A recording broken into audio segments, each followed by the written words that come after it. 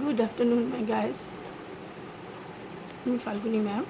আমি আজকে বলবো কেমিক্যাল চেঞ্জ আর ফিজিক্যাল চেঞ্জ কাকে বলে এবং কেমন করে হয়।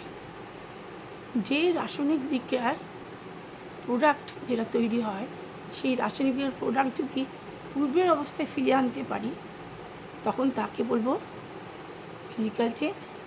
আর যখন আনতে পারবো না, প্রোডাক্টকে যখন রিয়াক্ট্যান্টে আনতে পারবো না, তখন তাকে বলবো কেমিক্যাল চেঞ্জ। আমি যেমন উদাহরণ দিয়ে তোমাদের বুঝিয়ে দিচ্ছি।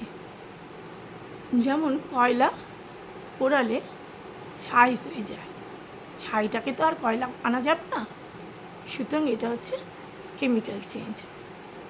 যেমন দুধ থেকে ছানা তৈরি হয়, তাহলে ছানাকে আর পূর্বের অবস্থা মানে দুধে আনা যাবে না, এটাও কেমিক্যাল চেঞ্জ। জলকে বরফ তৈরি করা হলো, বরফকে আবার গলিয়ে জল তৈরি করা হলো, তাহলে এটা কিন্তু পূর্ব অবস্থায় ফিরানো যাচ্ছে, এটা হচ্ছে ফিজিক্যাল চেঞ্জ। আয়রন অনেক দিন বাইরে রেখে দিলে সেটা রাস্ট পড়ে যায়, এটাও একটা কেমিক্যাল চেঞ্জ, কারণ আয়রন আর রাস্ট এক জিনিস নয়।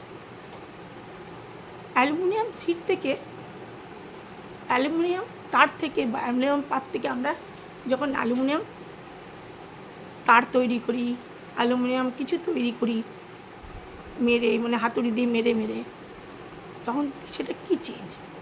সেটা তো অ্যালুমিনিয়াম ছিল, অ্যালুমিনিয়াম থেকে আমরা অ্যালুমিনিয়াম পাত তৈরি করছি, কিংবা অ্যালুমিনিয়ামের কোনো বাসন তৈরি করছি, কিংবা অ্যালুমিনিয়ামের কোনো তার তৈরি করছি, ইলেকট্রিকের তার, সেটা কী হচ্ছে? সেটা ভৌত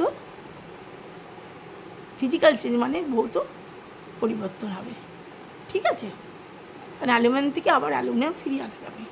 যেমন মোম গলানো যায়, মোমবাতি যদি গলিয়ে রেখে দিয়ে আমরা মোমবাতি জ্বালিয়ে, তাহলে মোমবাতি গলে যায়, আবার ওই মোমবাতিকে, ওই গলিত মোমকে যদি আবার আমরা পুরনো অবস্থায় ফিরিয়ে আনতে পারি, তাহলে এটা হচ্ছে ফিজিক্যাল চেঞ্জ। যেমন একটা বলছে চুন জলের মধ্যে দিয়ে যখন কার্বন ডাইঅক্সাইড দিলে দেখবে ঘোলাটে হয়ে যায়, তাহলে সেটা একটা রাসায়নিক পরিবর্তন, ঠিক আছে? Chemical change.